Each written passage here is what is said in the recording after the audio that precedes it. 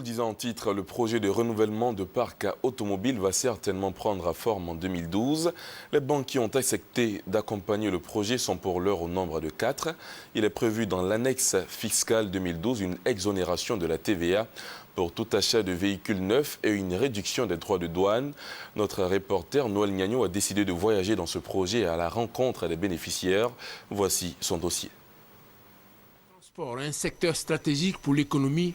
Sans transport, pas de commerce, ni de recettes, encore moins de droits de douane à payer.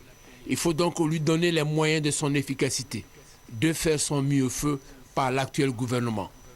La réhabilitation totale du réseau routier et le renouvellement du parc automobile. Pour cette deuxième composante, un visage est en charge du dossier.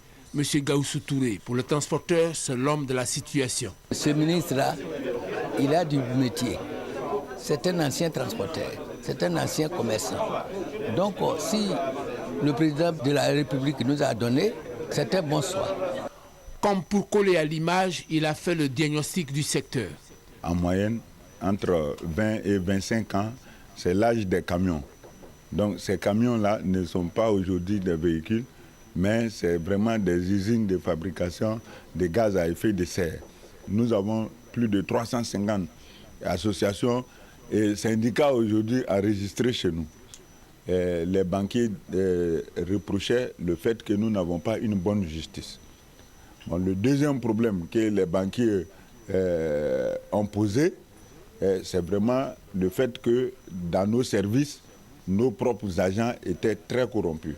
Et le dernier problème que les banquiers posaient, c'est qu'aujourd'hui, quand ils financent un camion, le transporteur peut aller à la frontière avec ces camions et le vendre hors de la Côte d'Ivoire. Faire renaître la confiance entre banquiers et le monde des transporteurs. Renouveler le parc automobile avec des véhicules ciblés constitue la rampe de lancement. Nous venons d'achever avec les transporteurs un modèle type qui correspond à nos réalités sur le terrain ici. Donc c'est ce modèle que nous allons multiplier en achetant par milliers. Ce qui fait que nous allons bénéficier de remises importantes qui vont nous permettre de baisser le coût. Pour les véhicules ciblés, les transporteurs auront une exonération de la TVA et une réduction substantielle des droits de douane de 51 à 12%. S'agissant de la confiance, 4 banques ont pris la route pour accompagner le projet. Les transporteurs saluent les 2 initiatives. C'est la première fois, depuis que nous sommes transporteurs, que nous voyons l'État ivoirien s'intéresser de plus près à comment les transporteurs s'équipent et comment les transporteurs vont gérer ce qu'ils vont avoir comme équipement. 2 initiatives que le gouvernement entend piloter de main de maître. Une première chose, nous aurons la géolocalisation de tous les véhicules financés par les banques. Et cette géolocalisation permet aux banquiers de savoir à tout moment où se trouve le camion qu'il a financé. Ensuite, nous ferons en sorte que nos agents qui établissaient des faux documents ne puissent plus le faire. Et nous ferons en sorte aussi que la grande corruption qui existe aujourd'hui autour de nos guichets, qu'on puisse le résoudre. On va faciliter la tâche aux transporteurs, de telle sorte que partout où le transporteur se trouve, par le net, ils puissent demander des services directement au niveau du ministère du Transport. Pour les transporteurs, la réussite totale de l'opération nécessite d'autres actions. Le renforcement des capacités des transporteurs. Ils sont pour bon nombre d'entre eux des analphabètes. Aujourd'hui, il y a des accidents que l'on ne peut même pas expliquer. Mais il y a quelqu'un qui roule depuis 20 ans.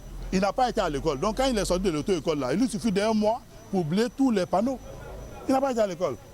Donc c'est difficile de laisser les gens dans cette situation et d'attendre des résultats. Aujourd'hui, avec le renouvellement du parc automobile, nous sommes en phase avec nos ministères pour qu'on puisse avoir une formation en comptabilité. Nous avons déjà ça. Il y a des logiciels qui sont là. Si un transporteur n'a pas été à l'école, il a au moins un enfant qui sait lire et écrire.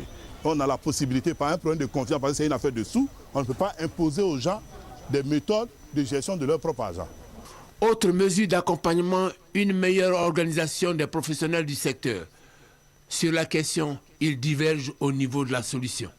Dans le cadre donc de la saine gestion de ces différents points, nous avons souhaité depuis un certain, en tout cas les grosses têtes, les organisations professionnelles ont souhaité de se rapprocher pour réduire, sinon anéantir ce qu'on appelle cette multiplicité d'interprètes sur le terrain. Il y a trop de partis politiques encore, pourquoi on ne s'en plaint pas? On sait quels sont ceux qui sont conséquents Les syndicats ne peuvent pas être réduits. Ce n'est pas possible, ça n'a pas de sens de réduire les syndicats. C'est des associations libres.